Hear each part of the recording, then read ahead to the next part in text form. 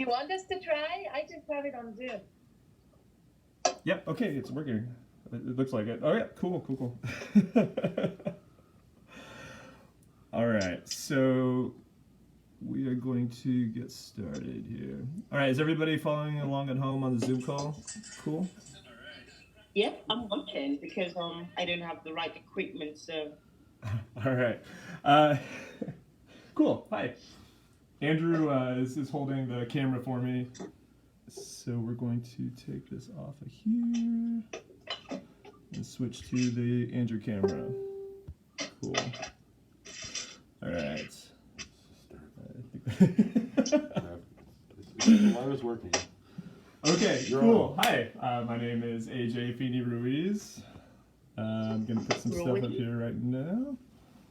All right.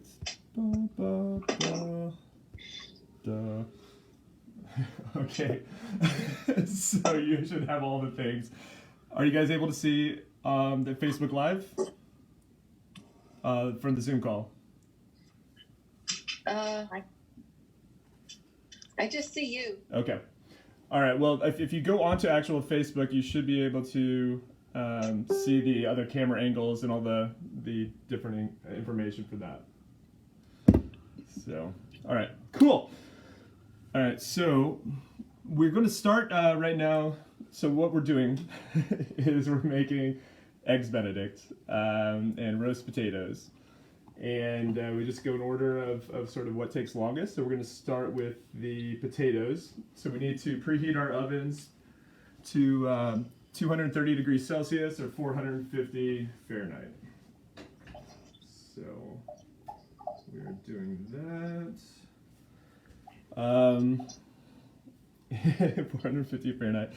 And I have to cut the potatoes. I'm not sure how many of you have already actually done this at home, but I've actually cut the potatoes already. I'm using Petite Gold potatoes, just because I like the flavor.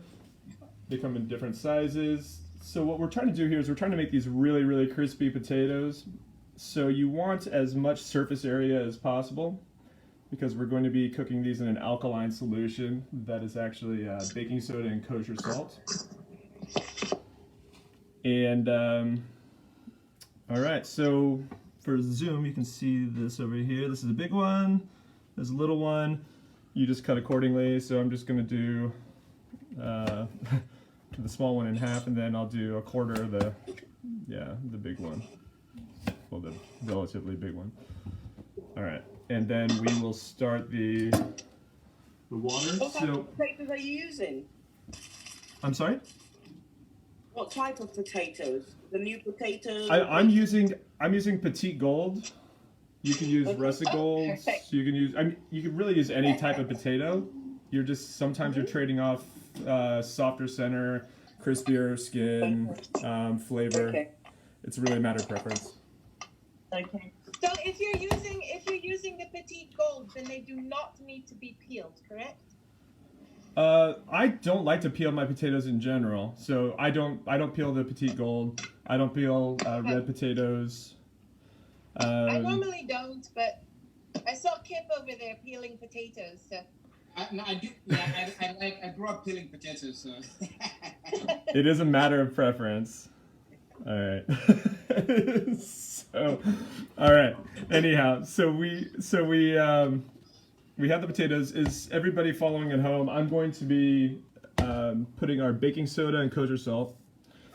So I just have a kind of a 2-to-1 ratio of salt to baking soda, kosher salt. It just came out. Want more banana bread? Somebody's doing banana bread at home. All right, cool. I'm going to switch the double camera. This is Kip, Ruby. This is AJ. He's giving the lesson. Hello. No, My daughter. I want to do that the other way. Hi. Hi. Hello. There we go. Okay, cool. So we're taking the kosher salt and the baking soda. We're throwing it into the saucepan. We're just going to turn it up. So we want to boil that, and then we're going to drop our potatoes into it. Cool. And it's on the actual camera, so they can see the boil happening. All right, we're gonna set these guys aside then. All right, you also want to begin with the oil. So I use duck fat. I love duck fat. And this is duck fat that you can actually buy from the grocery. This is from Kroger, rendered duck fat. You can get it at Marks and Spencer if you're in Europe. And it's been in the refrigerator because I used a little bit of it a while ago, so it will melt. What other things can you use it for? Oh, duck fat? I use it for everything. Okay. It's the most glorious concoction in the world. If you don't have duck fat, you can use olive oil. You can use, I mean, whatever your preference is. Coconut oil. Use butter? Yeah, use butter. You probably want to use clarified butter though, just because it has a higher smoke point. All right. Okay, so I'm gonna turn this on low, just to melt this duck fat a little bit more. That's Andrew. If you're watching on Facebook Live, he's graciously offered to be my mobile camera for this. All right, and again, I need to make it clear that while I did go to culinary school and while I'm a chef, this is not. I haven't worked in a kitchen in years, and I haven't made Hollandaise or poached eggs in years. So we're doing this sort of all together. All right, great.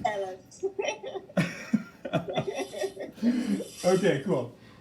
So, like I said, we have our the duck fat. I'm using duck fat. You can use olive oil, whatever. And that's now currently melting on the range. And there should be a range cam. Yeah. So if you're on the range cam, it's this one right here. Not the greatest range cam. We can't see it. I can't see it. The range cam is on Facebook Live. So. Let's try that. Let me find it. Okay, so maybe I'm having a old lady technical problems here, but where is the Facebook Live link? Yeah, I put it on the actual UWC Foodies. The Facebook Live should be on the UWC Foodies page. You can also go. Okay, I'll see. I'll maybe search under your name because it. Kip, can you repost it? The Facebook Live, or maybe in the comments of the current. I thought I had posted in the comments of this. Sorry, what did you say, Jay? Can you repost the Facebook Live link? Yeah, I can do that. Okay, cool. I have a watch party on my page. Yeah, and it's on my personal page as well, so it should be at the top. Actually, yeah, let me check on your page. So repost it under the whatever, right? Oh, yeah, cool. Yeah. Let's post it under a header as a message instead of in another message. Yeah, we're still going live on Facebook. I can see it. If you're following at home. Jim Shell is on. Jim Shell is on. Hey Jim. Jim. On. Sorry, I can't actually monitor the Facebook Live because I'm doing the Zoom call simultaneously. but Andrew will monitor for me, and I can give shout outs as possible. All right, Andrew, can you come over here really fast so I can? Okay, cool. So I've got herbs. On Facebook. Oh. I'm sorry. Ruby, I did a search with AJ's name, and then the link came up for Facebook Live. All right. Sorry. We're trying to coordinate around the world right now for this. Screening. How do you spell screening? All right. I've started a little thing of herbs. This is some thyme that I picked before. With thyme, if it's fresh like this is, you can usually just pick the top, and then once it stops giving, Okay, got it. then you just kind of go down and peel the rest off. So you don't want the woody parts of any of your herbs to make it into the concoction.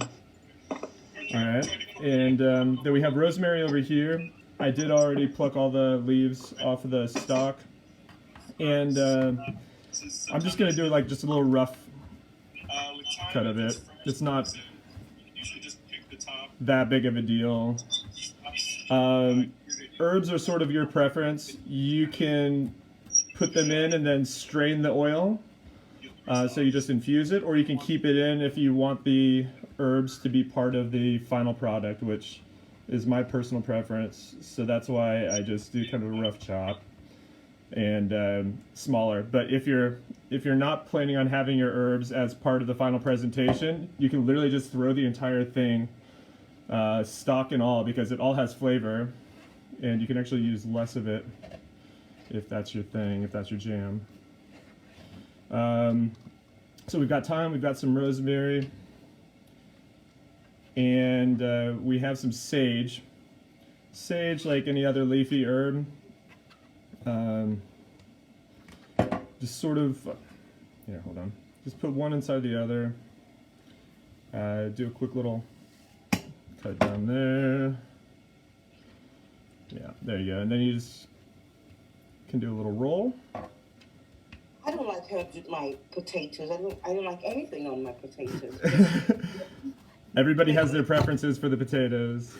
I know, I'm just saying. Maybe there's a herb that's not so strong that you could recommend. Yeah, honestly, this is just brunch. This is how you want it to be. So this is completely choose your own adventure as to what you want it to look like.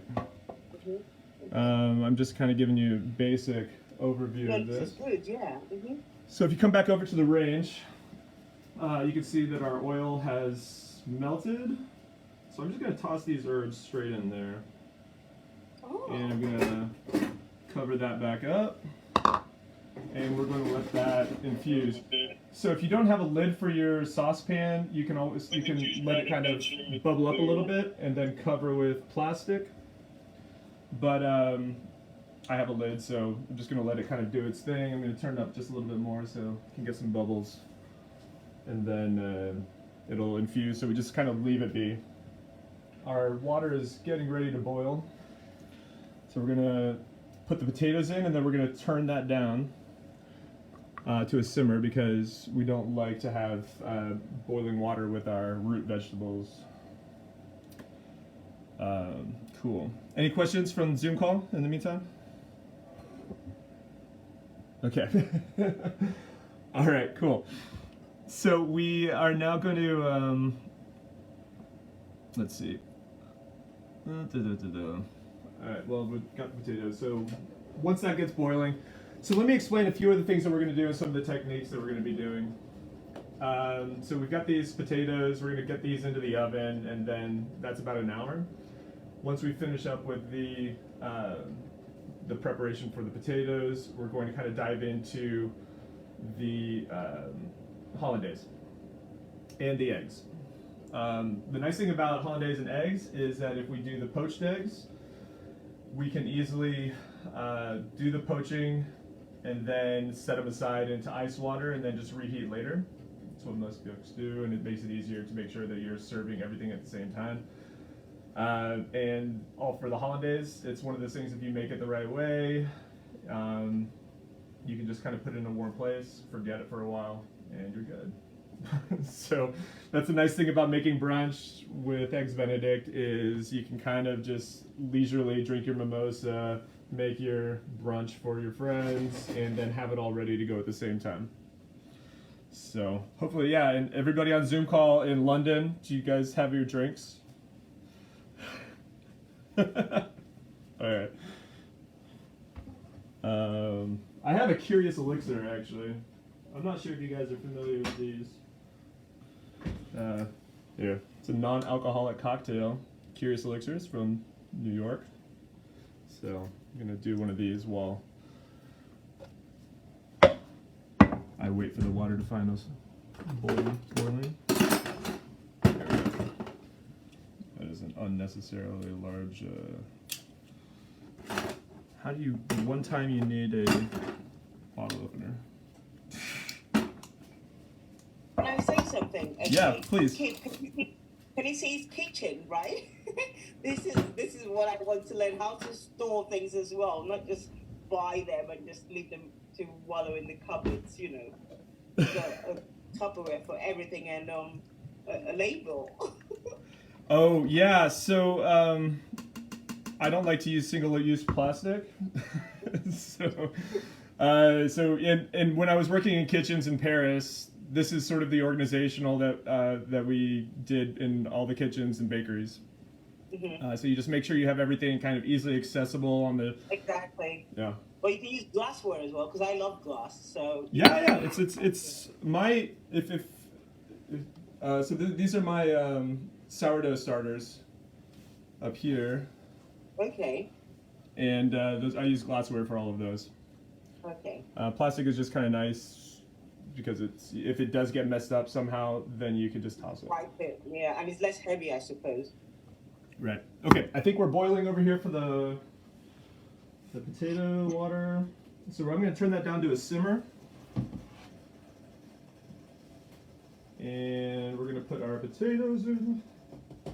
And remember, this water has baking soda and kosher salt in it. And the reason why we do that is because we want our water to be alkaline. It's going to create kind of a slurry, slushy sort of thing on the potatoes. And that's going to be great for crisping up later. You know what? I think the Zoom video is ahead of the Facebook one. Yeah, there's going to be a lag. It's got a lag of about 2 or 3 minutes. Oh, you can speed up, I think, if you're doing it live, because you will start when the Facebook Live started, and then you just have to kind of fast forward to the current spot. All right, let's do that. All right. Cool. So I'm just going to give the potatoes a quick little stir, just to make sure everything is good. And let's do that for about 10 minutes. I think that should be enough. What we're going to try to do is we're just going to poke the potato, and we're going to want the potato to give, but not too much because it's going to bake in the oven for a while. So basically, what you said, AJ, was that you simmered the potatoes instead of boiling them. Yeah, you simmer the potato. Like, again, if it's a root vegetable, you don't want to boil it. Put it in the, yeah. It just kind of messes with the consistency of it. I don't really know the science behind it, but that was what I was taught in the kitchen. Okay. Yeah, you bring it to boil first, right? And then You bring it to boil first. Yeah, Absolutely. yeah. Yeah, so right now Andrew's gonna throw it on, and you should have the actual range view, but the range view looks like it's obstructed by my Books Bourbon Bacon logo, but that's where the potatoes are. There you go. All right. Okay, cool. So now those are gonna go. I'm gonna set a timer for 10 minutes. Ooh, I don't know how to set a timer. There it is. All right, and start. Actually, you have a really cool kitchen, man. I'm seeing it on Facebook Live, and it's amazing. Yeah. Really cool. It's a studio. It's a studio apartment. So I just kind of lucked out that the entire thing is easily walkable. The living room is facing the kitchen. The TV is behind the the computers. The Zoom call right now. Did you just move into that place, or? Yeah, I've lived here for just over 2 weeks. Brilliant. Oh, wow. And the kitchen is all set up already. Wow. So if you look, I'm on the range cam. We're bubbling on these. So I'm going to turn this down and turn it off because we don't want to fry the herbs. We just wanted to heat it up enough to where it's going to do that. And now we're just going to turn off the heat, and that's going to just infuse for a while. And what's nice is the aromas will come up and come back down and bounce off. And again, if you don't have a lid for your pot, you can just use plastic wrap, put it on. Same thing with milk. If you want to infuse milk or cream, you put what you want to infuse in there, boil it, and then turn off the heat, cover with your plastic, cover with your lid, and let it go from there. Okay. I have to say, I'm much more of a pastry bread person than cuisine. I have worked in all three, but and I did actually work the longest in cuisine. What's the difference? Is it more, one is more precise, the other one is more kind of an art, or? So cuisine is more just sort of technique and making sure that you're going fast. You know how not to screw up. But It's just more technique and art. Pastry. Oh, I don't know why Siri just decided to try to do something. No, stop, Siri. Chemistry. So Siri thought I was trying to talk to her. That could be a problem. I think we have someone joining from Norway, right?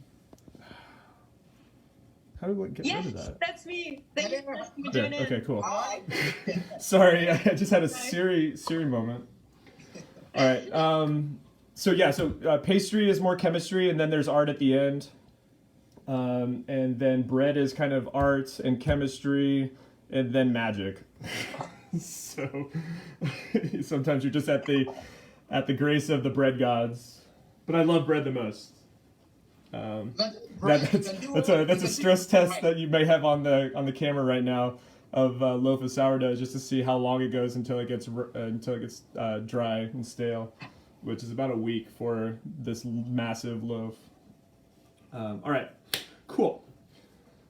So like I said, we've got about 7 minutes left on the potatoes before we're going to check that. So let's start getting the water ready for. No, actually, we're gonna do the Hollandaise. We're just gonna get ready for that. So I just need to check off a few things on here to make sure. So you can see, follow at home. Oh, that's a nice bun of bread. Oh yeah, you're a little bit behind. Okay, I'm gonna take off of that camera. How do I? Camera A. Yeah. All right, so you can kind of see what I'm working with from home. This is my checklist. So we've preheated oven, we've cut potatoes, boil solid baking soda, simmering the potatoes. We're currently doing that. Infusing the duck fat with the herbs and garlic. You've done that? Yeah, we're in the process of doing that, yeah. Potatoes on baking sheet, okay. So, because we're gonna use this, I'm using the same pot for the poaching of the eggs as I'm currently using for the potatoes. I'm just going to get started on the Hollandaise. All right. Here, I'm going to put this back on our. Is that which one is the? There it is. That's the one I wanted. Okay, cool. The high production that we were doing here. Okay. All right. Cool. So for your Hollandaise, it's pretty standard. This sauce is from the mid 1500s, so it's an old sauce. It's considered to be one of the mother sauces. I mean, yeah, the ones that every housewife or house husband should know how to do. Right. There's the five mother sauces, 6 mother sauces if you include mayonnaise as part of that. Yeah. And this is your Hollandaise. So Hollandaise is kind of the mother of Bernaise, sauce noisette, and there's bunch of other variations of it. Cool. So yeah, let's get started. So you want about a stick of butter, and that is, oh gosh, how much is this? Sorry, I have to go between metric system and imperial system. Why they did that? And we stuck with the imperial system, I have no idea. But I think it's the Brits' fault for creating it in the first place. All right. I like to use unsalted butter. There you go, unsalted butter. This is just Land O'Lakes. This is actually European style, so it's a little creamier. It's got a higher fat count. You can usually find this. No. Butter is fantastic. However, when we're doing Hollandaise, it's usually better to use clarified butter. It's not essential, but if you have clarified butter or ghee, use that. So yeah, here we go. So I've got 2 different types of ghee. One has salt, so this is like your salted butter, and this is your unsalted butter. What's kind of nice about ghee is that if you melt butter, and this is how you clarify butter as well, by the way. If you melt butter and just let it sit and come back to temperature on your kitchen counter, you're going to have the white sort of curdy stuff at the top. You scrape that off, And then everything below that is the clarified butter. And what that does is it creates a higher smoke point, so you can heat up your clarified butter farther, and it's a more stable concoction, which is great for Hollandaise because you want the stability. All right, so we're working with 3 different things for this for this Hollandaise sauce. We have our yolks, we have our butter, and we have our lemon juice. The yolks are there to help bind the butter and the lemon juice together. And then we're going to add some cayenne and some and salt and pepper, or not pepper, but just salt at the end. So let's start off by getting our egg yolks. So there we go. All right. Okay. All right. So Andrew on the other camera is just throwing my recipe. Okay, so for yolks, in general you want to use the freshest eggs that you possibly can do. So I have other eggs that I use for baking, but I had to go yesterday and got some fresh eggs. Just the fresher ones. Kind of fresh, isn't it? Yeah. Yeah, so these ones are actually pasture-raised eggs. They're about $1.50 more expensive than the eggs that you get that are stacking chickens on top of each other, but this is nice because they're literally moving chickens from pasture to pasture so they can do their thing. Free range. Free range, but like super free range. Wild, Yeah. Wild chickens. All right. I'm going to keep this butter out because I'm probably going to use it a little bit later. All right. Cool. So we're going to do 4 egg yolks.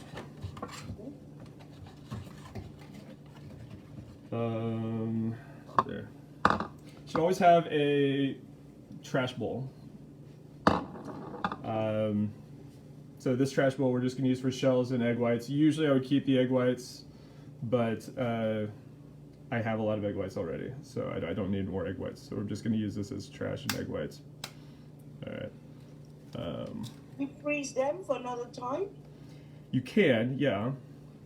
You can also put them on top of your refrigerator and let them become more flat. And by doing that, you are actually creating something that is easier to like make macarons and like other pastry dishes. All right, so we got that. So we're going for 4 of these guys. And what we're gonna do is after we... Can you put the camera down a little bit? Yeah, that's it. Sure. Thank you, Andrew. All right. Okay, our timer is done for the potatoes. It's not gonna hurt that we're just doing this right now, but it's making that horrible beepy noise. So I'll turn that off really fast. Cool. All right. You don't want to break your eggs on your counter. You don't want to break your eggs on the bowl that you're using, just because the outside of eggs can be where most of your salmonella and crap comes from. Be dirty, yeah. Yeah. If you don't. So just be careful with that. All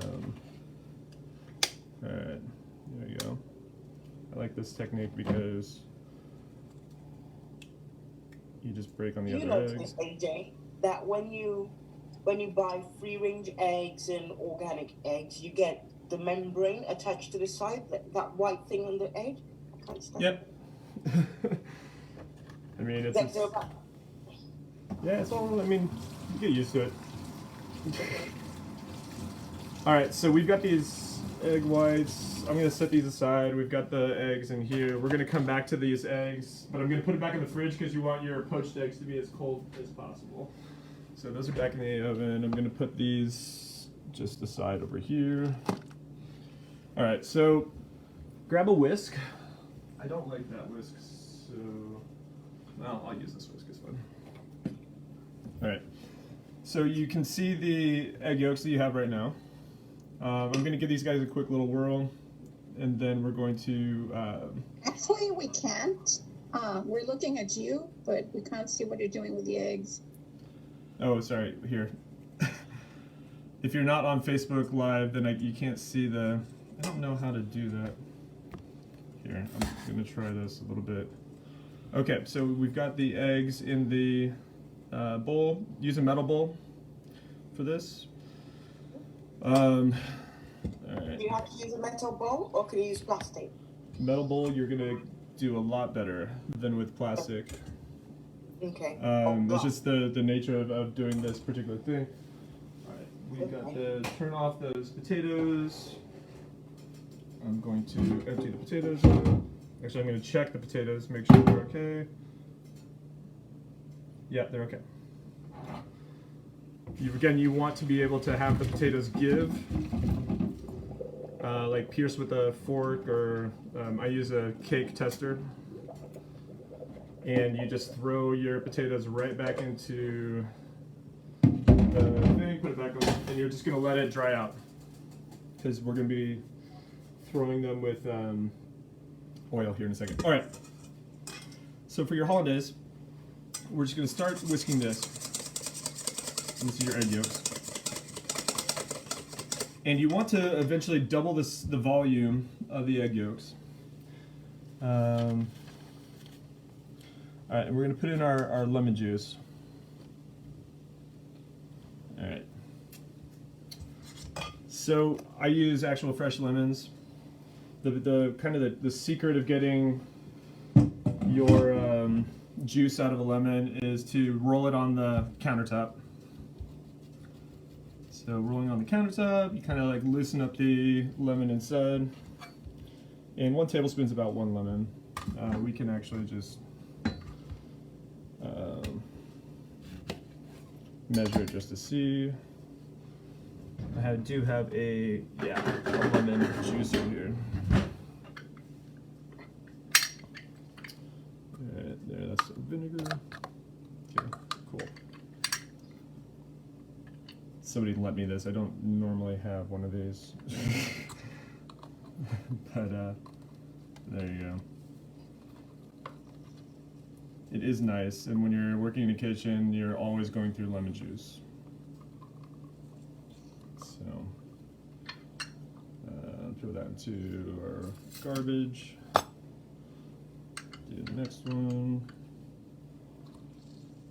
I've got to tidy up a little bit here in a second, so forgive me if I wipe off this counter for a second. Okay, that'll give us about a tablespoon. It's 1 small lemon, about a tablespoon.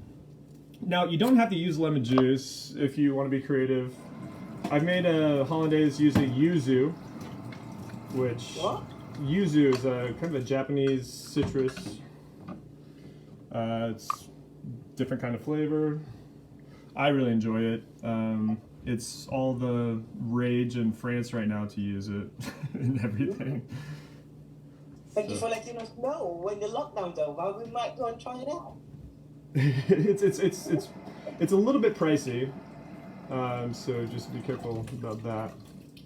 But it's worth it. You usually buy. Shelf life, or is it fresh? No, it's bottled. Okay. I've not actually seen yuzu in the wild except in culinary school. So there you go. Okay, so now we've got some lemon juice, about a tablespoon. Where's my, there we go. Alright, so we're going to add the lemon juice to our egg yolks. Alright. And then we just start this. So we want to, we want tablespoons? I'm sorry, what? Was it 1 or 2 tablespoons? One tablespoon of juice. Yep. And so we've got our lemon juice and our egg yolks in the bowl. Mm-hmm. And you want to double the size of the egg yolks right now. So you essentially double the size.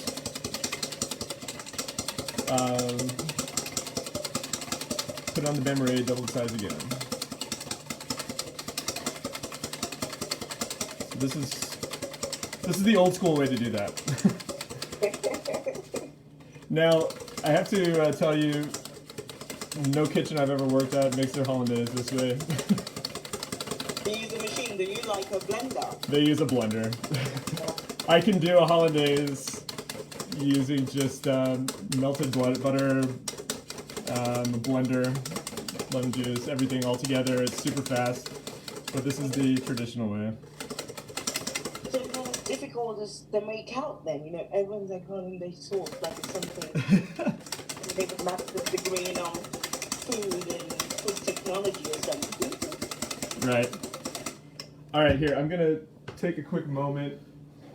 Okay, so like I said, we put the potatoes back into the pan. They're dried out now. So I'm going to add our infused oil to the potatoes. So I'm going to do it over here on the range. Safe. There we go. So this is duck fat and my herbs that have been infused for about 10-15 minutes. And I'm just going to use a regular spoon to kind of oil up all the potatoes.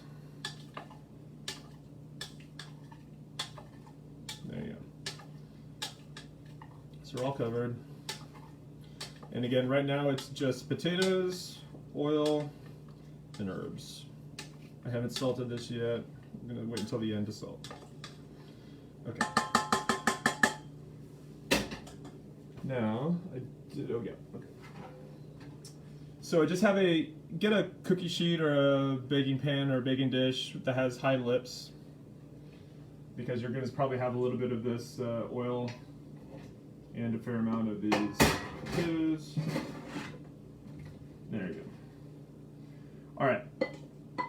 So you got kind of the slurry and the thing that you just want to make sure to get all the herbs, all the oil. There we go. Okay.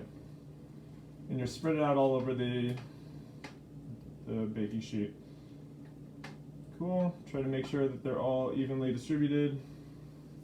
I'm not sure if you're watching on Facebook Live, you can kind of see it better. Yeah, it's really kind of hard to see it there.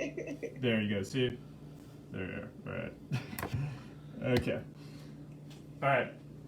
Our oven should be preheated by this point. Mine is. And so we're just going to throw this in here. Middle rack.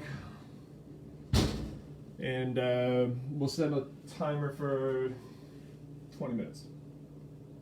All right.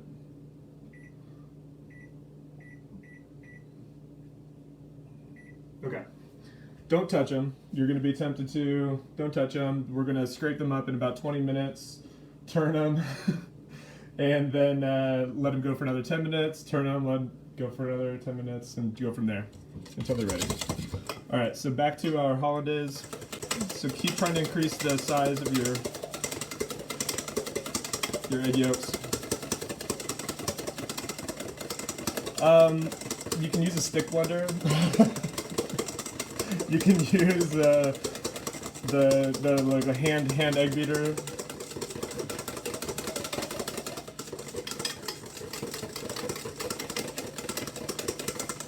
So you can see we're already getting a little bit. You get more leverage if you put it onto the table. The longer your whisk, the easier it is to whisk. So if you're using a tiny whisk, it's going to require a lot more work.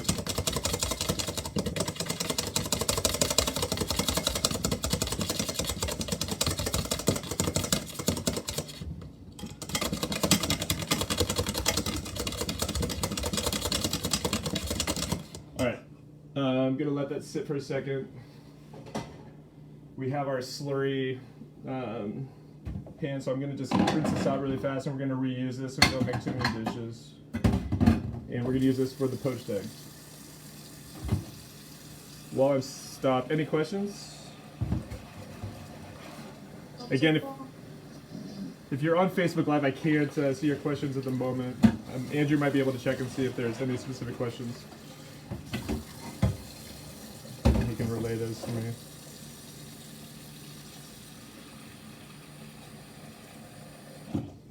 So we're just. Someone said nice socks, and did you wash your produce on Facebook?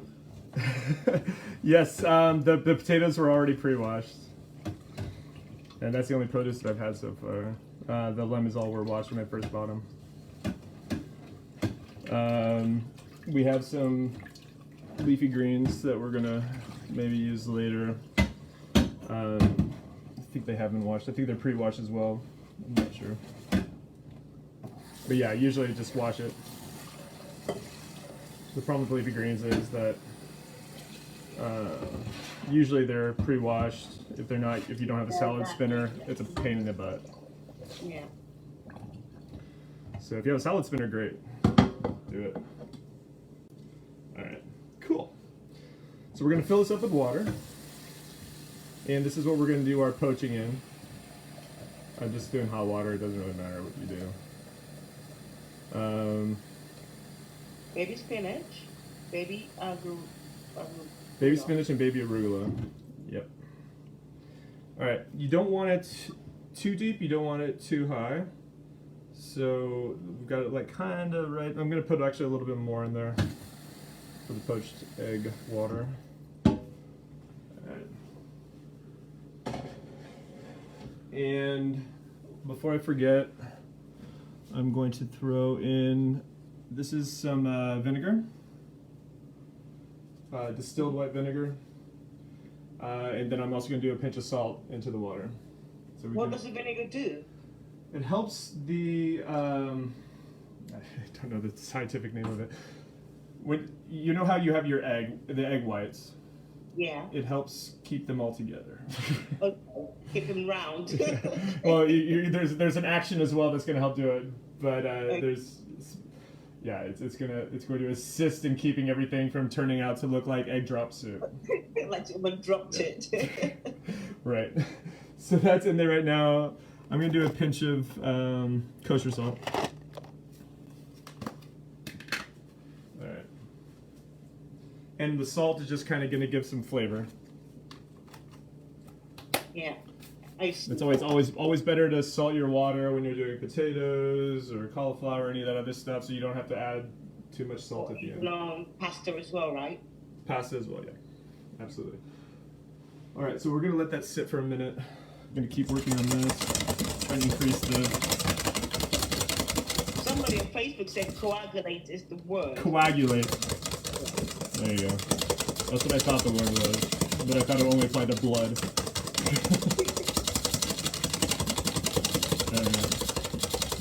So funny story about Hollandaise.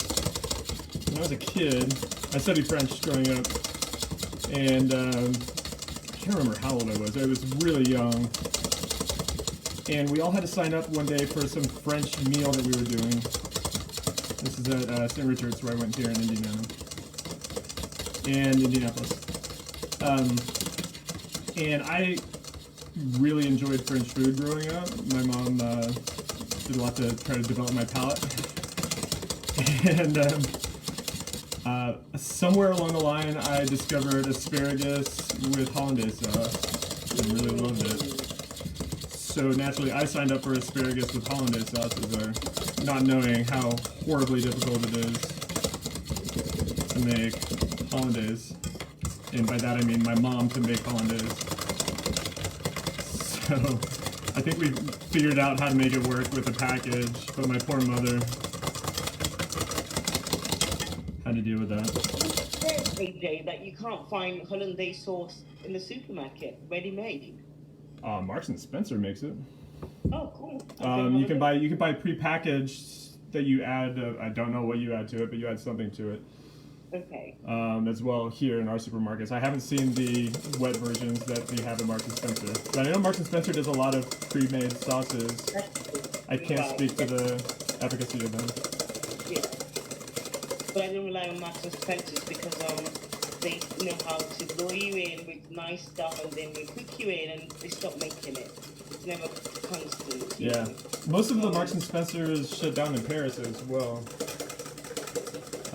But there are some still that are there. All right. So if you're on Facebook Live, you can kind of see how we've been increasing the size. This is 4 egg yolks, remember, and we're almost double what we started out with. All right. So I'm gonna let that sit for a minute. Okay, so this is called a bain When you marie. make the Hollandaise sauce over the poached egg, that's Eggs Benedict. I'm sorry, what? When you put the Hollandaise sauce over the poached egg, Yep. that's Eggs Benedict, isn't it? It's poached eggs with hollandaise sauce on top of it. Eggs Benedict is, there's a few other components to it, and honestly, Eggs Benedict is whatever you want Eggs Benedict to be. There's a place in Paris, not too far away from where I used to live, called Benedict, which has about 25 different types of Eggs Benedict. One has just like, instead of bread, it has like a slab of foie gras. Bunch of other random stuff. Next tutorial, Eggs Benedict and white sauce, because I'm still a bit rubbish at making white sauce. Yeah, I mean, you mean beurre blanc or a white wine sauce? Beurre blanc. Beurre blanc, yeah, that's a pain in the ass. All right, we're gonna do our bain marie now. So make sure that you find a saucepan that you can fit your metal bowl into. This one fits perfectly. There's a little bit of water at the bottom. You want to simmer this water, and it's going to create, the steam is going to come up, and when we start adding our melted butter into this, it's going to magically create a buffer so we don't burn or scramble our eggs. It's called a bain marie, a double boiler, a water bath, or a hot water bath.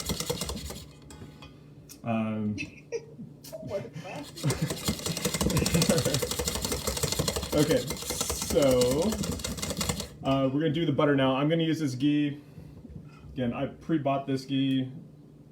It's nice if you can make your clarified butter ahead of time and just have it on hand for anything you need clarified butter for. And again, you can use it for pan frying stuff without the smoke point, because the white curdy stuff that kind of collects at the top is the stuff that actually burns.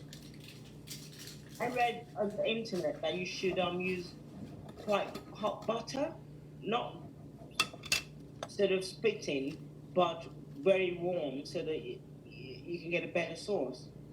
Yeah. What we're gonna do is we're gonna melt this butter, and then we're gonna add the melted butter into the into our egg yolks. I just need to get an idea on the size. Okay. Metric system versus imperial system. Where's ghee from? Is it Asian ghee?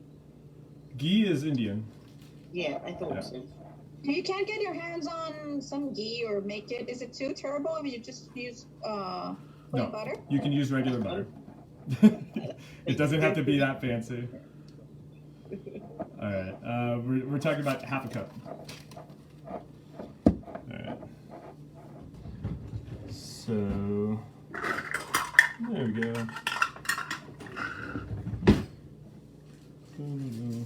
I should also make a point that actually, hold on, I need to mix that up. Almost all of my kitchen stuff comes from friends who came together to hook me up when I realized I was going to be living here for a year instead of hiking the Appalachian Trail, which is what I was originally going to be doing at this point in time. Sorry to hear that. You can go next year. Oh yeah, it's cool. Yeah. We're just putting it off a year to be great because my son's going to be born in August. And it was going to be kind of a pain in the ass to get back. But get back where? From hiking. It's going to be on a trail, and I worked out the logistics of being able to get back from multiple points between New York and Massachusetts. Is that where you are? Boston? I'm in Indianapolis. The center, just south of Chicago, if you don't know where Indianapolis is. And this is where I'm from. I was born in Detroit, but raised here. Was living in Paris from 2016 to this fall. And before that, I was in Asia for a year. Was studying Shaolin Kung Fu in the mountains of China. for 6 months. I'm sorry?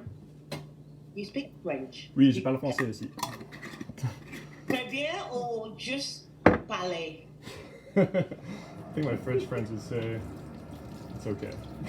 But no, I mean it's I can carry on a conversation indefinitely, which I think is the true test of Of course, you spent 4 years. if you can live in a city that speaks a different language for 4 years.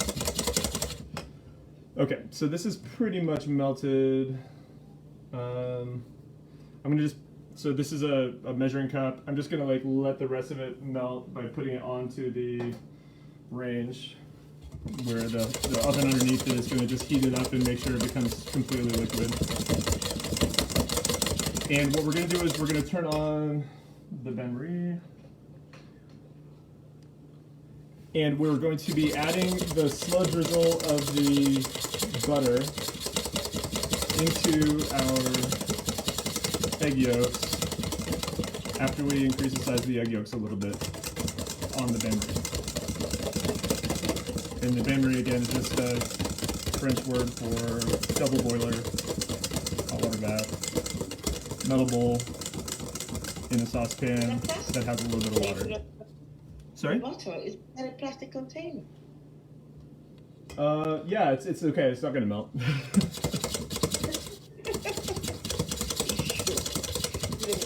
It's mostly liquid anyway. There's not anything on. It's an electric range. It's not a fantastic range. There's no fire happening. It's not gonna melt. But the heat is actually that's going to bring that ghee to proper temperature is coming from the oven and just kind of the hot air heating up at the top. Andrew periodically is waving at the camera. So we're gonna wait for the water in the double boiler to simmer, and then we're gonna put the egg yolks on, whip them up another, gonna kind of increase the size another 100% 2 times, and then start adding the butter. Cool. Any questions while we have a quick moment? Yeah. For those of you watching on Facebook Live, there's a Zoom call going simultaneously with the United World College Foodies group. I graduated from the United World College USA in 1999. I was in Montezuma, New Mexico, and there's a huge Facebook group of about 7,000 people in the Foodies group, and they asked me to do this. So again, apologies. This has been about 3 years since I've made either poached eggs or hollandaise. And it's been So what I've been eating, how do we say? Yeah, right. It's been a lot longer since I've made hollandaise by hand like this. Right. Okay, I think our liquid is good. I think this is good. I'm going to, no, I'm just going to leave that right now. Right. Cool. Okay. Cocktail. Again, non-alcoholic. Oh, you mean mocktail? Mocktail, yeah. It's Curious Elixirs. This is the number 3. Not recommended for pregnant women. That's why I have many of these, because Claire wasn't able to have these. So I inherited all of the number 3s. There's some herb in here that is not suitable for pregnant women. That sounds English. Is she English? Ashwagandha. This is actually based out of kind of the Hudson Valley of New York, north of the city. I'd love to go visit there at some point. They're really delicious. They're complex, interesting cocktails. They do subscription boxes and stuff like that, which I've had to pause for the moment because of COVID-19. Fortunately, we have plenty. Okay, so we're getting ready to simmer on there. Nice bottles. If you keep those bottles, those are nice bottles. We've recycled the bottles. But brown recycled bottles is a little bit difficult. Checking. Okay, so we're getting ready to turn the potatoes in the oven as well. So just be prepared for that. And we're about an hour in. Obviously, this is without the prep that I would do normally. You can usually prep most of this stuff way ahead of time. And like I mentioned before, you can prep the hollandaise ahead of time. You can prep the eggs ahead of time. The only thing that you kind of want to make sure you cook a la minute is the potatoes because they're much better fresh and out of the oven than they are if you just sort of have them on the side. Okay, cool. Well, all right, so I'm going to put the egg yolks and lemon on top of the double boiler. And I'm going to start whisking again. And the goal here is we don't want to create scrambled eggs, and we do want to double the volume one more time. So we're going to try to double the volume.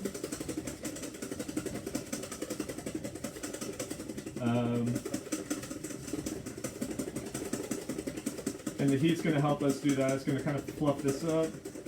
Obviously, because it's on double boiler, it creates that barrier to not create anything that the eggs can stick to and start cooking on.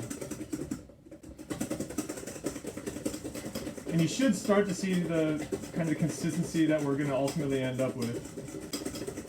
It's going to be kind of thick, it's going to be luxurious.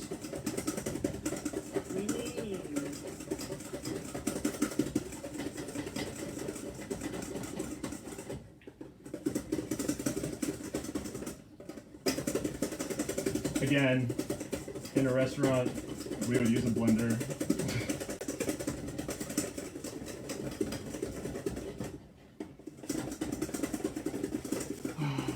Cocktail brick. Mocktail brick. Alright.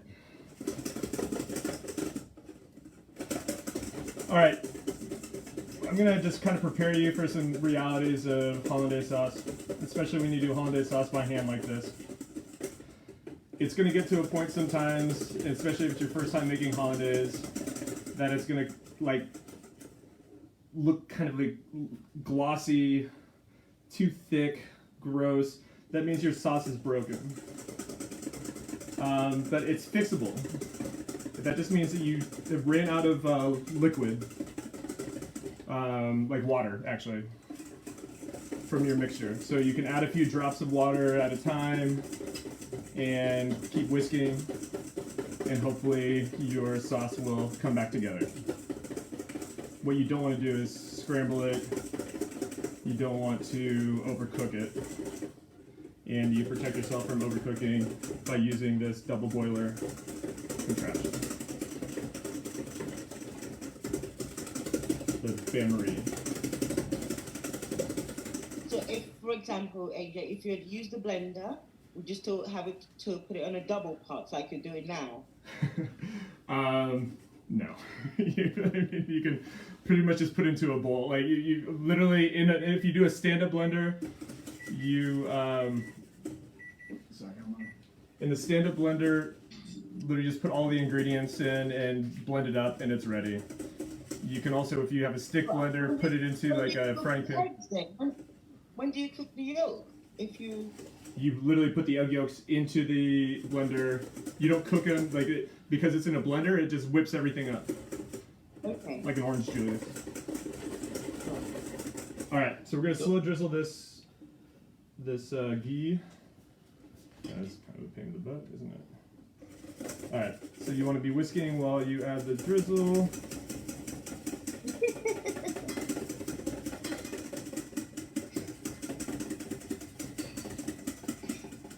And just do a little bit at a time.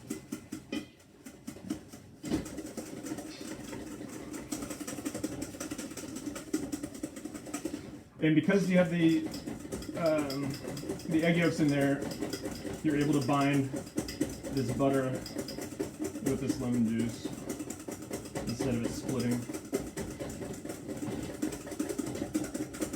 we're gonna add some more.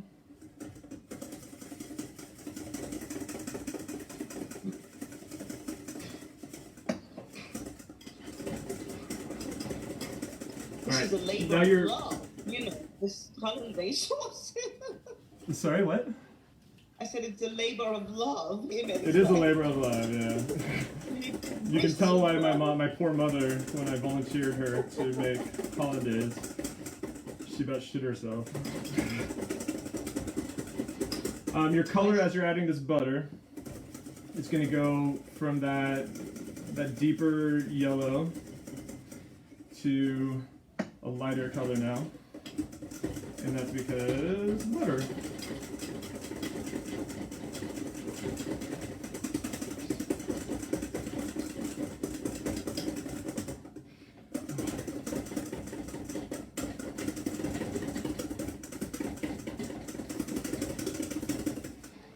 And if you pick up the bowl, you can see the steam coming off of the water. You're not boiling it, you're not too aggressive, you just have a nice little steam bath that's built up underneath your bowl.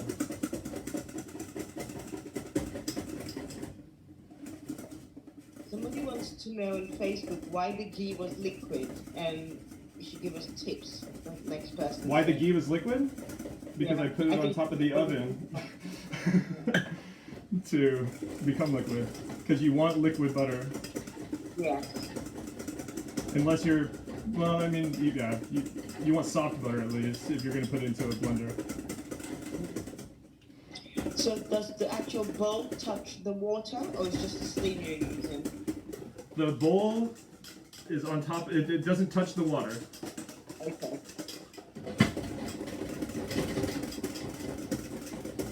Alright, I think we're there.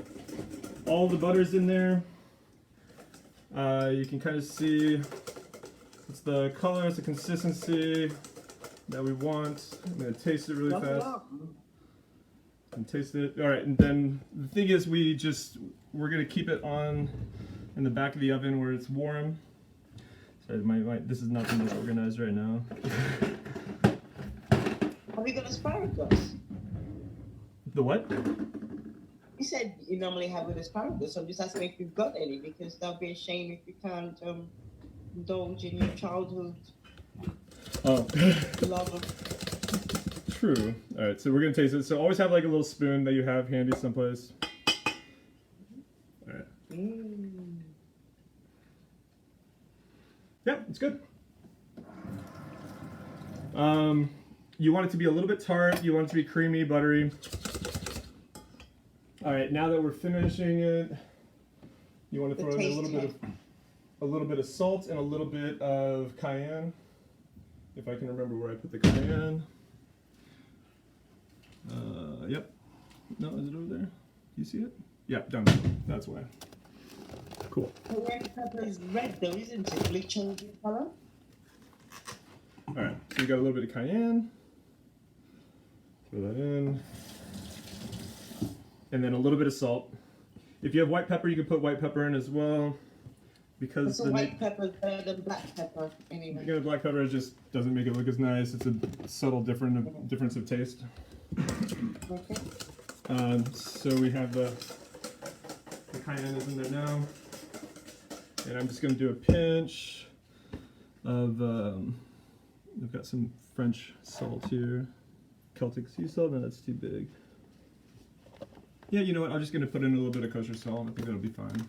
I've got some Breton gray salt, but it's, I don't know, a bunch of stuff, so we're just going to do this. Cool. Alright, and we're done with this. Again, remember, if it gets too shiny, if it gets too thick, you just add a couple of drops of water into it and whisk it up again. So right now, I'm going to actually add a little bit of water into it.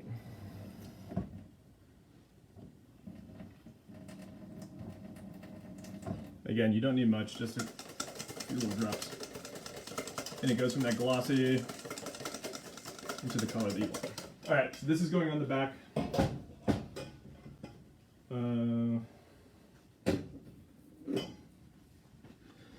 Okay, now, potatoes. You want to flip them. So grab a spatula, grab your oven mitt. Okay. And you just want to like lift them, flip them, and then you're going to do another 10 minutes.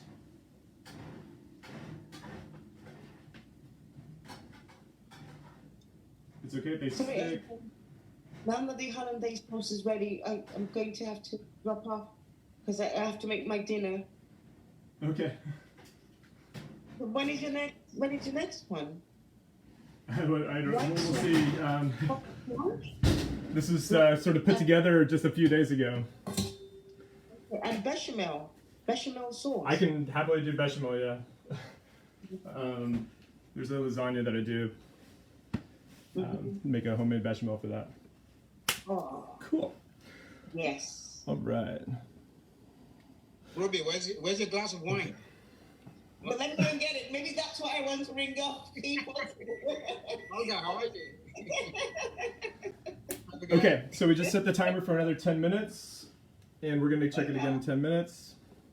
Our Hollandaise is good. I'm gonna turn off that. I'm gonna put it on the hot water boiler, the double boiler. Olga, AJ is kind of going through, and then we'll chill and eat and talk after this. Sorry. Okay, cool.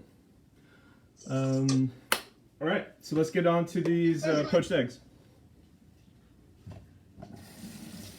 All right. Good, my sourdough started. I'll show you later to see how it's going. Yeah, I'd love because to we see had it. an episode. AJ, I discovered this wine. Yep. You're the wine connoisseur, but I really like it actually. I mean, it's fairly decent. What kind of priced. wine is it? It's Italian wine. Do you know A what? friend of mine actually was Italian, and he went downstairs and he saw this wine. And I was like, "Oh, okay, it's actually not a bad wine." So I've been, I've been having it. Awesome. I'm about to open it now. It's Saturday night after all, you know. Yeah, I'd be happy to do wine tasting as well, but like I mentioned to you in the message, the only way to really do that across borders is to do like a champagne tasting in non-vintage champagnes, which is fun, I think, but expensive. yeah. It's can you talk through wine without really tasting it? Probably not, right? Like you need to. No, I would hate Yeah, I mean, I would do a professional tasting. Okay, I just started the water on for the poached eggs. All right. So, like I said, you need cold eggs. So the water again has distilled white vinegar and salt in there. I use these little paper cups. You can use, I once used little espresso cups. You can use ramekins, like clay ramekins. Pretty much anything. But the goal here is you want to have a container to put the eggs in, because then you're going to take it from this container and put it directly into the water. If you just crack it over the water, you're going to end up with egg drop soup 9 times out of 10. Yeah, okay. Which is what I do. Okay. All right. I poured some cold water earlier, so here's some cold water. I'm going to throw some ice in here.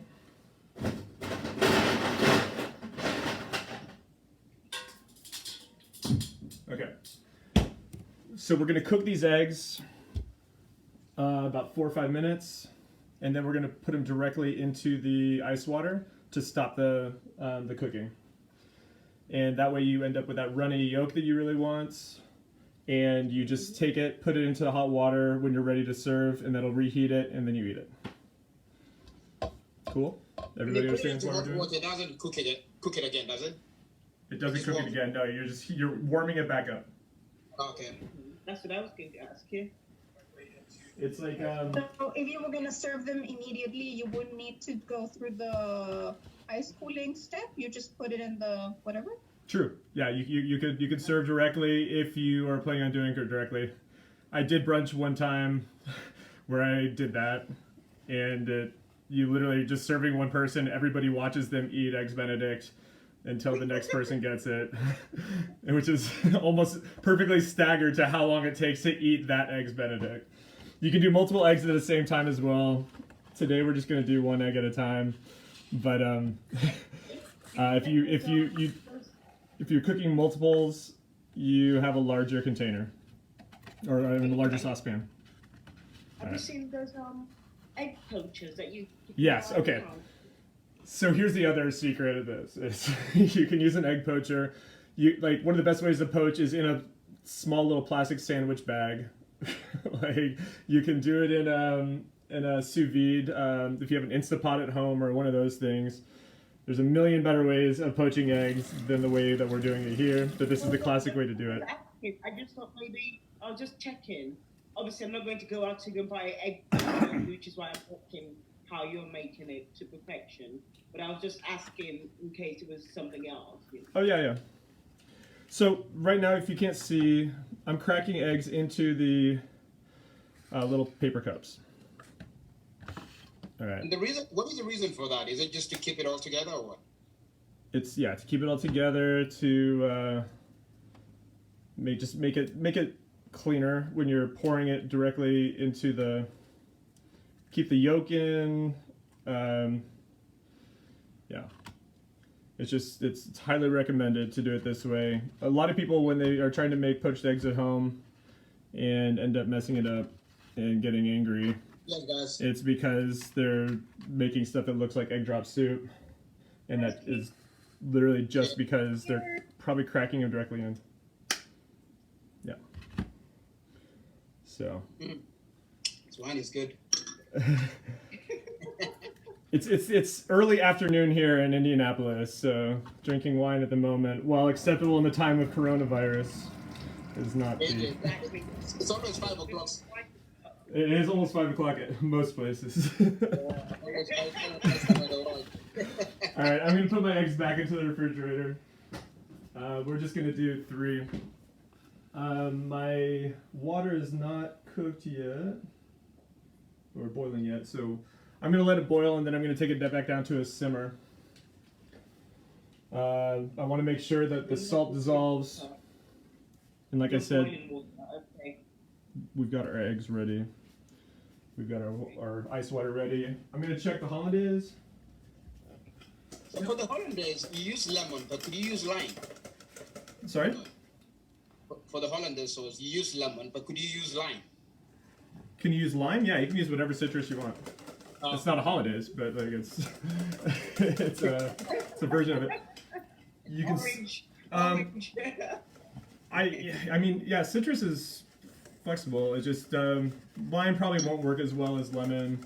Yuzu works because it has more of a lemony quality, like a Meyer lemon in North America.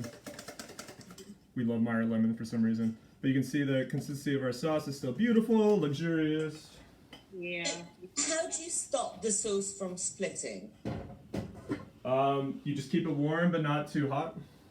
And if it splits, then you try to add some water, and hopefully it comes So back can together. you rescue it if it splits? That's what I'm saying. Is you just mine was getting a little bit glossy, Clumpy. so I added a few drops of water to it, and that keeps it from splitting. Usually, just don't overcook it. Don't abuse it. Follow the steps that I did. You're fine. Again, it's something you can make in a blender typically. So it's just a matter of what is your endurance level to be able to whip these things up and keep them properly whipped. So it's nice to revisit, but you can also just kind of let it be, come back, and whip it back up again. Okay. So, Cool. so if you are going to make it ahead, Yeah. when you put it in the fridge overnight, and then next morning you want to say make your eggs, what do you do with it when it's cold? Heat it back up in a hot water boiler, like what we're doing here, the bain marie, and And whip whisk it. some more.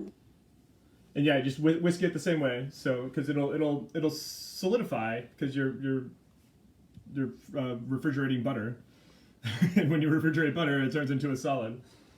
So you don't want it to turn into a Would you solid. mind repeating what the proportion is? Butter to lemon. Yeah. So I'm using 4 egg yolks, 1 tablespoon of lemon juice, Yeah. 1 stick of butter, and that's Okay. that's What is 1 stick? Like about Half a cup. 125 grams, no? it's half a cup. Here, I'm going to show you. Okay, so you know in Europe you usually get butter that comes like. A stick is about Yeah, that's 250. So I would say Right. 125 approximately. So this is 1 stick. So it's a 125 grams. Yeah. Yeah. Yeah, 125 grams. Okay. Thank you. No problem.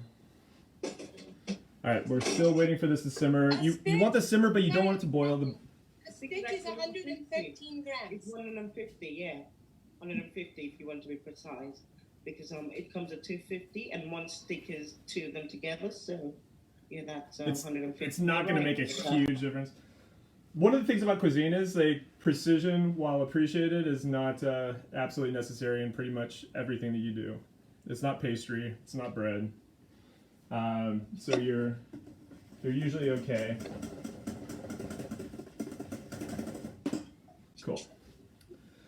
Okay, this is taking a really long time to simmer. I'm gonna move this over here. Okay, turn the potatoes again. It's been another 10 minutes. Alright.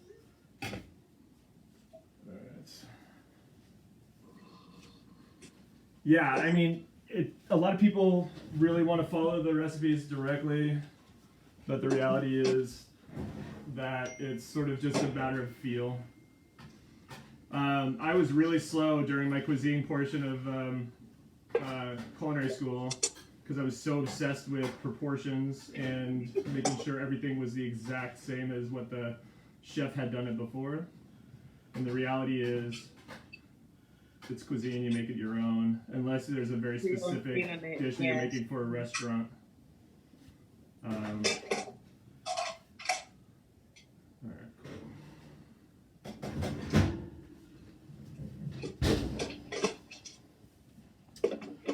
I'm wondering if I did too much oil for the potatoes that I had. It's not doing exactly what I wanted them to do. All right, I'm gonna go through here just so you can kind of follow along at home on the. Because good to me. What did you want them to do? Mine are still a little bit oily, so Okay. I think I might have used too much oil, but it's still gonna taste delicious. I can finish them off in a frying pan if necessary. Okay, so I've changed the thing on the screen to the checklist. So we're simmering potatoes. We've already done that. Drain dry potatoes. We've done that. Potatoes on baking sheet. We're currently doing that. Make ice water bowl. Vinegar, water, and saucepan to simmer. We're doing that. Open eggs into cups. We've done that. All right. So now in the Hollandaise, we can come down here. All right. Melt butter for Hollandaise. Whisk egg yolk and lemon juice until double in volume. Add melted butter slowly. Double in volume. Add pitch cayenne, salt, pan fried bacon. Okay, so that's done. All right, so now we're getting ready to poach. Cool.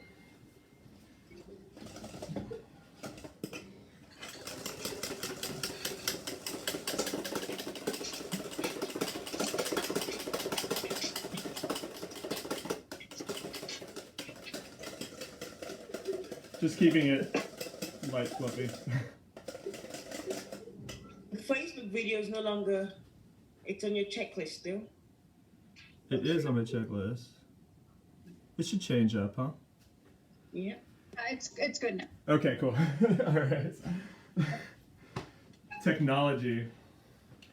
All right. Let me change this really fast. Okay. So we're getting ready to simmer on this. All right. So what we're going to do with the water for poaching is we're going to have the slow simmer, and we're going to mix up swirl the water. And we're swirling the water, and we're going to drop the egg into the middle of the little tornado hurricane that we create. And the reason why is because the eye of that hurricane, the eye of that tornado, is going to be still while the rest is going crazy.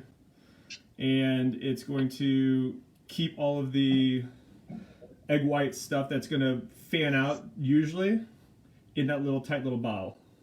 And we want our egg yolks to be enrobed by this egg white, and just let it go. So that's sort of the plan here. And we're getting close. So you can use a spoon, you can use a whisk. There's any number of things to do. In culinary school, they had us use a whisk. I wasn't super crazy about that. But we'll do it for shits and giggles.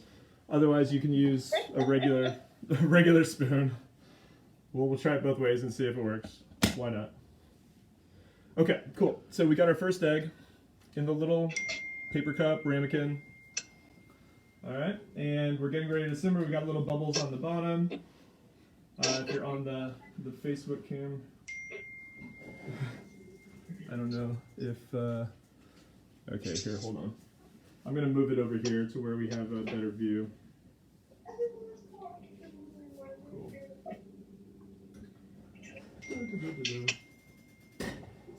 All right. So we're going to. Okay, cool. So create a little tornado.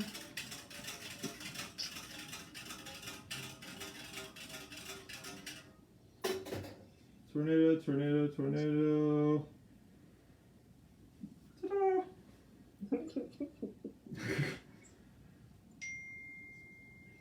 We're just gonna let it do its little thing. All right, so you want to do about 4 minutes. So set a timer. 4 minutes. Are you putting them in one at a time or all together? I'm doing one at a time just to show. Okay.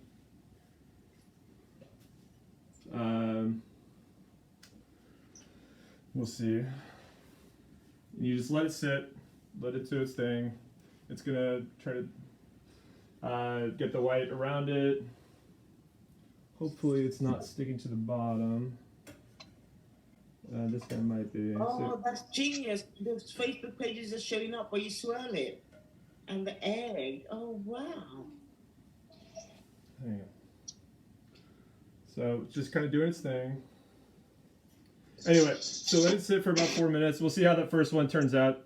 Again, need to make it clear, I have not done this in 3 years. It is part of our exams that we do at for culinary school at the Cordon Bleu, but After you put the egg in, you stop swirling. No, before. yeah, before, then you drop the egg into the middle of the swirl. And what happens is the what? And then you don't swirl anymore. Yeah, just let it sit. You can sort of keep swirling it a little bit sometimes and keep an eye on it. If you're doing multiple eggs, it's better to do it that way. So just keep the swirl, make sure that it's staying enrobed. What you don't want it to do is touch the bottom. So just double check it every once in a while, make sure that it's not touching any of the sides. And again, you don't want this boiling. You just want it simmering. This one, I had switched burners, so it hadn't quite simmered yet, so we'll see just how well it does. No heat or no heat whatsoever when it simmers? Oh no, it's still you still have the heat, so Okay. yeah. You can turn it off. Some people say to turn it off because you're not changing the temperature of your water too much. But if you're doing multiple eggs, like one after another, keep the heat on. Yeah. Okay. I use a slotted spoon, which is this. You can use any kind of spoon with holes in it.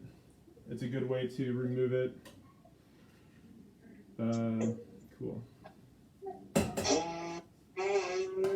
All right. Cocktail break. Mocktail break. I hear a blender. Someone is giving up on the folks on Facebook Live, yeah, are not blessed with hearing somebody very adeptly using a blender in the background. Okay, you know how I said that you can somehow it breaks a little bit, Andrew. So you can see this is getting kind of glossy. All right, so we're gonna add some water to this. It's gonna rescue it. Just a little bit of water. And you want it to come back to that like fluffiness, not so glossy.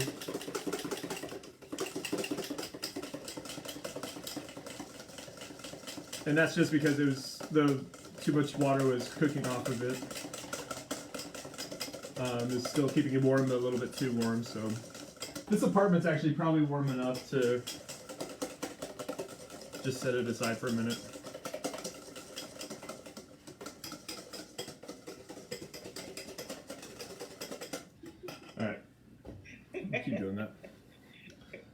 And where are we? So we're at about 21 seconds. All right. It's always handy to have a kitchen timer, isn't it? You know. Yeah. Mm-hmm. All right. So I'm gonna pull this out.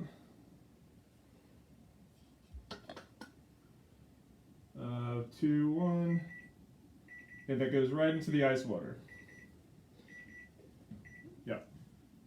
So you can see that's our poached egg, first poached egg, into the ice water, and it's just gonna do its little thing and just hang out there, and we're gonna reheat it later.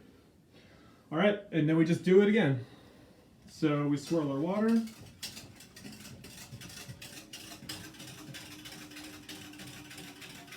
Make the tornado. Drop our egg in, and it's going to enrobe the yolk with the white. My eggs, I see. Okay, that's a tip to know. It takes some practice, so don't stress out if it doesn't work out the first time. All right, we're gonna give it another 4 minutes. There you go. 4 minutes, 5 minutes. It depends on how cooked you want your center. We're doing traditional Eggs Benedict, so it's going to be the runny center. AJ, do you strain? So I've seen some videos where they say like strain it through the mesh so that it kind of takes out the excess. Yeah. So if you strain it through, it's for eggs that aren't as fresh. Oh, okay. So if it's fresh eggs, you don't need to do that. That's why you try to use the freshest eggs possible. You can do it over mesh, and that gets rid of the excess liquid that's not going to be usable. And how do you know eggs are fresh? I just go and buy this. Try to buy the best eggs that you can find. Right. Yeah. Like I said, these are the pasture raised eggs. Yeah. And the nice thing about that is that you pretty much just have to bring them in as they're getting them. They can't just stock them up for a long time and then sell them. So it depends on your supply chain. If you're buying directly from a farmer, you have a pretty good idea. If you're like a farmer's market, that kind of stuff. They're obsessed with freshness in Paris, so we're never really that concerned about the freshness of the eggs that we have. Yeah, I think generally Europe. I don't know how the UK. It's like saying it's shorter. Yeah, you're right.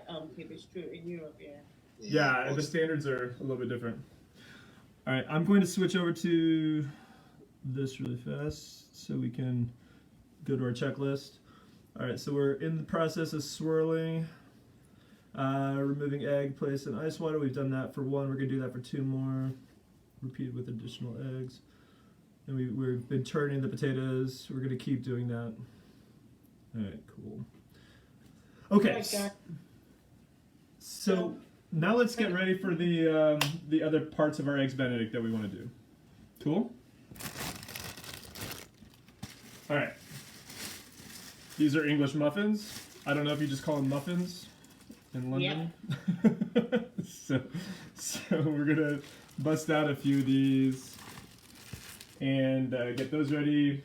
All right, so for Eggs Benedict, it's like I mentioned before, it's whatever your adventure really is, right? So if you're a vegetarian, then you can just do like your egg, maybe some spinach, your muffin. You can do naan. You can do any type of bread, really. You just need bread. You need some kind of like a large garnish or a combination of large garnishes, your poached egg, and then your sauce. And the traditional one is muffin, bacon, rasher bacon, poached egg, and Hollandaise sauce. And that's your Eggs Benedict traditional. So say that again, please, AJ. I'm sorry?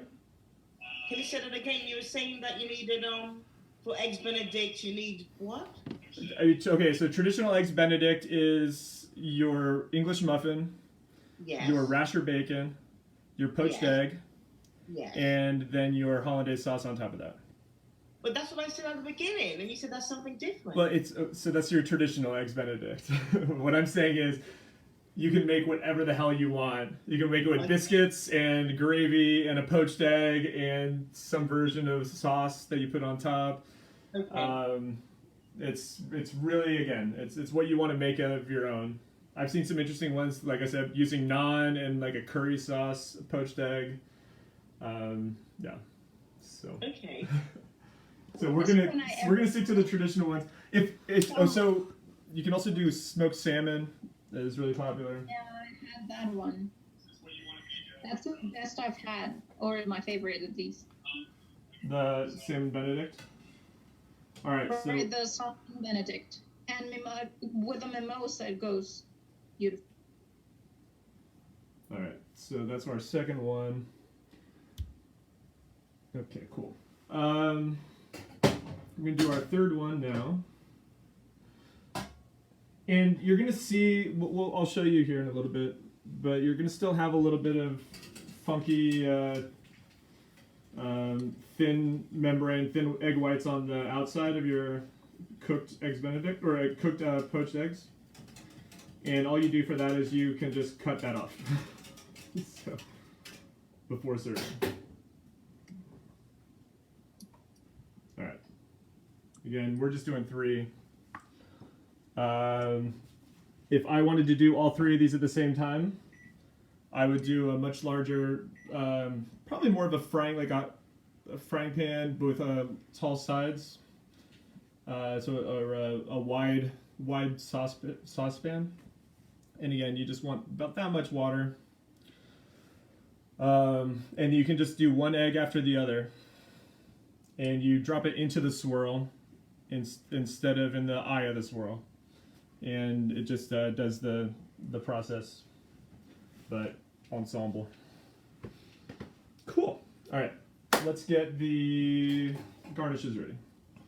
All right, so we're gonna just do this again. Hollandaise. All right, so we've got a frying pan. There, see. All right. So, I just got the cheapest stuff that they had at the grocery store. You can do really whatever it is you want. So this is just the Canadian bacon, which is rasher bacon, which is the closest thing that we have here. It's rasher bacon. You have got the list and the images of the people at the Zoom meeting in the Facebook Live. I'm sorry, say that one more time? You've got the list and, yeah. And the people at the Zoom meeting, so we can't really see what you're doing. You want to see the No. Oh, sorry, I forgot to change that. There it is. Okay, cool. All right. So what we're doing is, this is Canadian bacon. It's like rasher bacon. Frying pan. All right. So it's heating right now on the range. And we're just going to throw in these to get ready. Again, I usually like better products, but it's the time of coronavirus. Nobody's working. And I like to be able to show how to do stuff with just the regular stuff you can get from the grocery store. Okay. Like I said, we're just doing 3. It's already pre-cooked as well, so it doesn't need much. We're just getting some color on it, heating it up from the fridge. And got to cut our English muffins. You only need 2 because we're only doing 3. All right. Be careful. Oh, these are already pre-cut? No.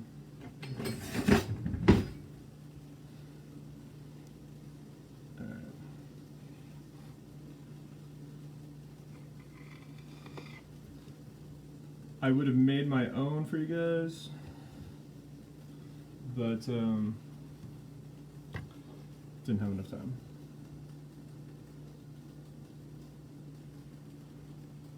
Alright. Just don't cut yourself. So the problem with bread knives is that they're insanely sharp, and they always cut at an angle. So if you're going to cut yourself with one of your knives, it's usually one of these, and it's usually brutal. Okay. Serrated knives, you mean? I'm sorry? Serrated knives? Yeah, serrated knives. That's the brutal one. Alright, there we go. Got some tongs.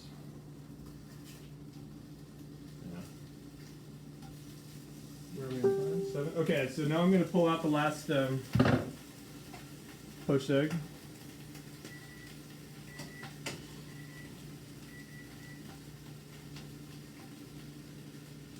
Alright. Okay, so now all the eggs are in the ice water, and they're just waiting to go. The Hollandaise is waiting to go, so I'm going to put it over here, back on the bain-marie, to just stay warm. On the there's no heat underneath it, just keeping it warm till it warms up again. All right, and then we're prepping these English muffin things. And I would put a little butter on it if you want. You could just do it dry. It's really your matter of taste. I like butter, yes. You like what? Butter? Yeah. Yes, butter. Butter. Butter. Butter. All right. So I'm gonna go back to the ghee, and I'm just gonna take a little pastry brush. I make sure to say sweet for anything that I'm doing for non-savory dishes, so butter counts. And just lightly kiss your English muffins with your butter. And then we're going to toast these on the frying pan after the Canadian bacon is done doing its thing. And just going to be really fast. Cool. Alright.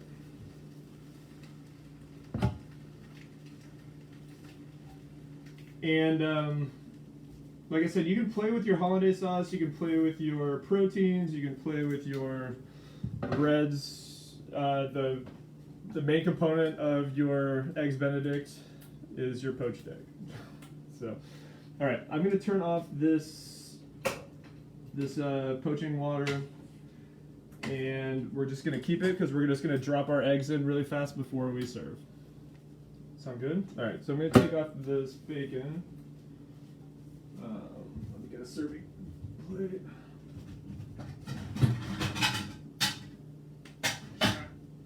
Okay. Cool.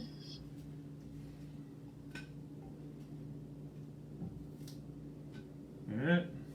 Your English muffin, your rasher bacon, your poached egg, and then your hollandaise sauce on top of that. And your glass of prosecco.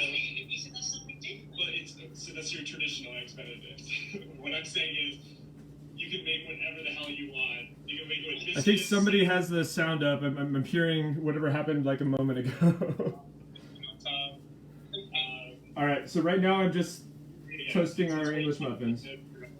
I've seen some interesting ones, like I said, using I'm sorry, guys. I'm hearing myself. I don't know if you can turn off the sound. Thanks.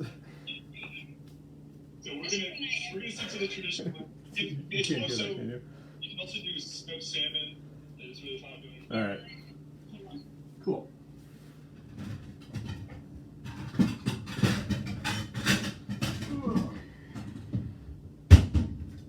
When I was in the grill, they made them with callaloo, and it was so delicious. All right. So, you look at the potatoes. Don't forget the potatoes.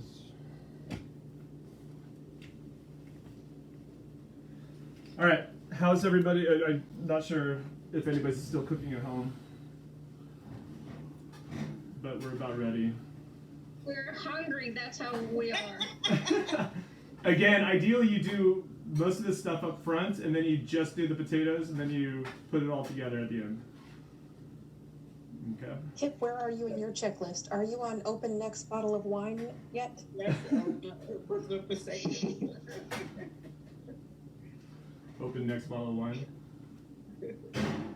Hello, you guys. This is actually my first Zoom meeting ever, and I'm really excited, and I'm really hungry, but also. All right. Well, we're almost here. All right. Cool.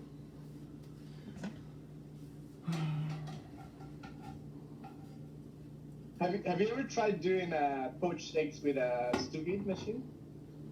Because that's my trick. It's really easy with that. Doing what? Sorry. To poach eggs, but with a sous vide machine. Yeah, you can do that as well. I mentioned that earlier that you could do it on sous vide. You could do it in like little plastic baggies. Yeah. All right, so I'm gonna take our poached eggs and put them back in to our hot water that we were poaching in earlier, and we're just gonna heat them up.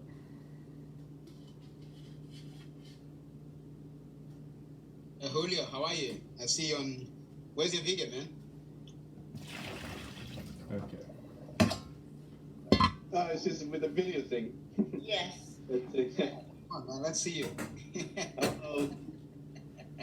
Nice to see you guys. How are you? Yeah. All right. I'm also cooking. I've got my oven on. Oh, brilliant. What are you making? No, nothing special. I haven't been able to do groceries for this whole pandemic thing. So just baking some bread. Yeah, brilliant. No, it's easy going. So if you can, whatever we do. The idea with these things is I'm trying to sort of create. Remember their rooms, right? At Pearson, they just kind of. All right. So we're just gonna put this. I'm gonna use that, so it'll make more dishes. Another glass of wine. Another what else? Yeah. No, All right. This is a really, really good. So here we go. We've just heated up our poached eggs. You only need maybe less than a minute. Ooh. I'm going to kind of cut it off in the thing. Alright. Then we just slide it on.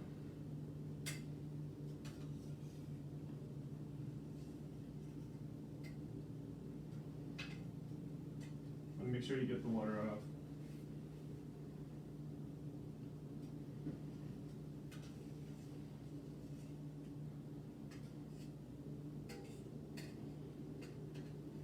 Yummy. Alright. There we go. Okay. And then back to the, I'm going to add a little more water to it. I thought you had just your friend with you. Are there 4 of you there? I'm sorry, what? 3. You just had a friend, so why have you got 3 plates? Oh, just because I was doing 3 just to make sure that we didn't screw up. Okay, I'll take it, of course. Okay. Get a serving spoon. Oh, that's where it is. I'm starving. I'm sure Andrew is too. I'm bribing him with food. Alright. Can I ask a question that's sort of not related to poached eggs or anything Hollandaise sauce? Yes. How long does it take to make a French onion soup? It depends on how much you want to cook the onions and reduce and all that other stuff. Mm-hmm. Alright. Okay.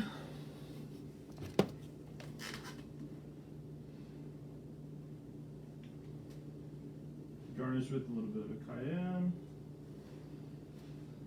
And we got potatoes. Like I said, I think I used too much fat for the amount of potatoes that I actually had. But they're still going to be delicious. So these aren't as crispy as they should be. I just didn't have as many as I would have if I did a full russet. Where's the ketchup? What's the what? Hidden ketchup. Tomato sauce. Oh yeah, I don't do that.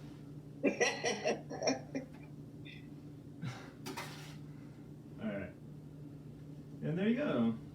I'm going to turn on the oven here. I'm going to probably just keep it up a little bit.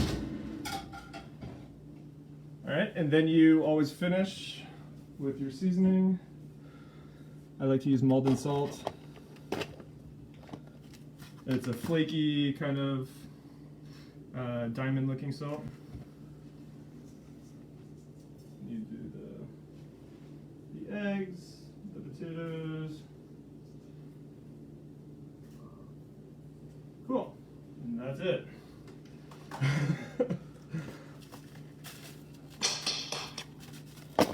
All right, so here. It looks good. How does it taste? I don't know. We can take the really nice one. Thank you. Here's the other thing. I don't have silverware. Oh my god. There's enough silverware! I can't eat this! Oh my god! 2 hours for this! You guys have a fork for me to eat it with!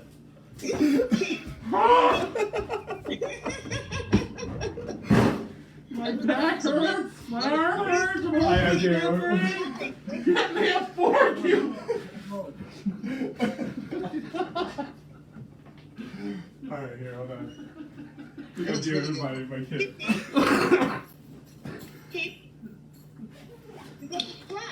Any questions?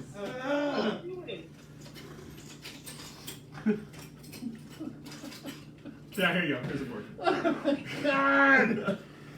I'm hungry! I love poached eggs! Have you found some, AJ?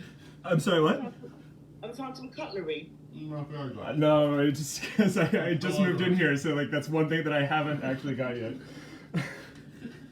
All right, so that's it. We're gonna go back up to the. Hold on, really fast.